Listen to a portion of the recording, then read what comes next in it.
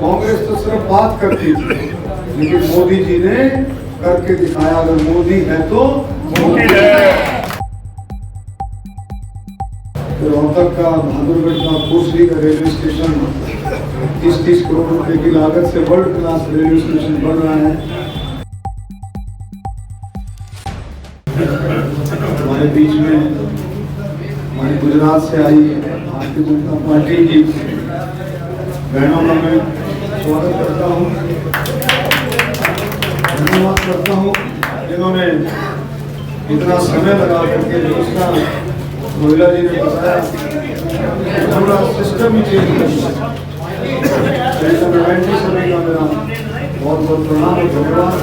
और सभी साथियों को एक मिनट भाई क्या क्या खोल दिया, रुक जाओ।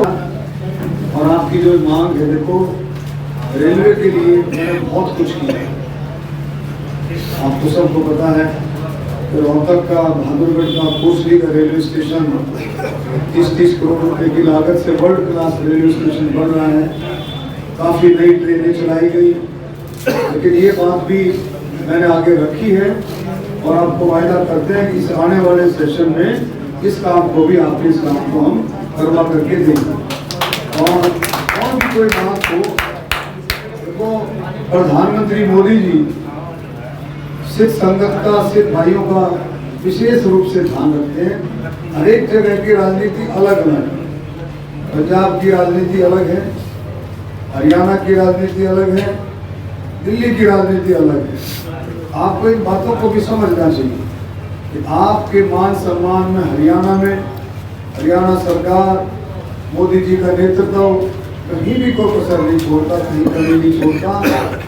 कहीं आपको ऐसा लगता है, कहीं भी आपको ऐसा लगता है कहीं कि कोई बात में कमी है, तो आप मिलकर के उस बात को बैठ करके बातचीत कर सकते हैं और उन कमियों को पूरा कर सकते हैं। तो मैं ये कहूँगा, मोदी जी ने जो एक ऐतिहासिक काम इन 5 सालों में, ऐतिहासिक काम जो अपना धारा 370 और करतारपुर कॉरिडोर, इतना ऐतिहासिक काम है। कांग्रेस तो सिर्फ बात करती थी, लेकिन मोदी जी ने करके दिखाया। अगर मोदी है तो मोदी है। और भी बहुत बड़े बड़े काम, भगवान श्री राम का मंदिर, रामलला की प्राण प्रतिष्ठा, आप देखिए बहुत बड़े काम हुए थे। और इसमें हमारे बुजुर्ग कहते हैं, बुजुर्ग क्या कहते हैं, सबसे पहले देश। हमारे जवान शहीद होते हैं, किसके लिए होते हैं? देश के लिए। देश सबसे पहले, देश उनकी शहादत किसके लिए? देश के लिए। तो हमारा सबसे पहले देश, उसके बाद प्रदेश में अपना स्टेट, और उसके बाद फिर परिवार। तो ये बात आप लोग हम सब समझें, हम सब मिलकर के, ये जो लोकसभा का चुनाव है, ये देश को मजबूत करने का है। ये देश हमारा, ये भारत मजबूत हो और भारत विश्व में मजबूत हो, विदेशों में भी भारत की साख और ज्यादा मजबूत हो।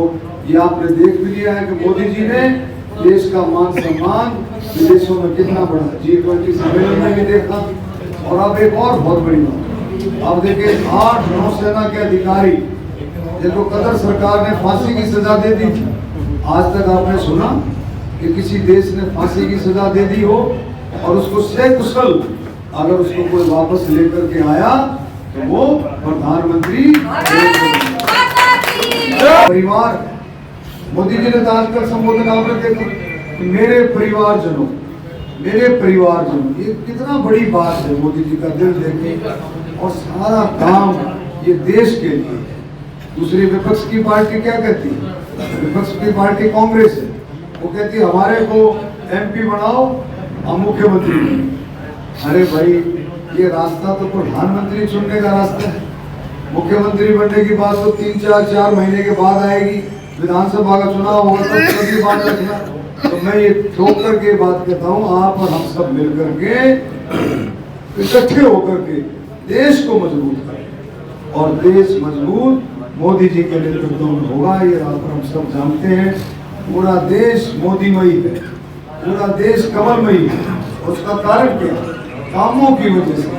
मोदी जी ने जो काम किए हैं, हर एक तबके के लिए जो काम किए हैं, उनकी वजह से है। मेरी आपसे यही प्रार्थना है कि हम सब मिलकर के देश के लिए काम करें, और कहीं कमी लगती है, कोई भी बात लगती है, उसको मिल बैठ करके आत्मनिर्भर और आत्मनिर्भर के साथ साथ विकसित भारत बनाने का जो सपना है, ये हमारा कामयाब हो मोदी जी के नेतृत्व में। इन शब्दों के साथ राजू सहगल ने सारी बात करा। राजू सहगल मेरा बिल्कुल बड़े भाई जैसा है, इसी तरह रूबी है, और सारे मैं तो जो साल में 2 दफा तो इस घर में मेरी चाय जरूर होती है।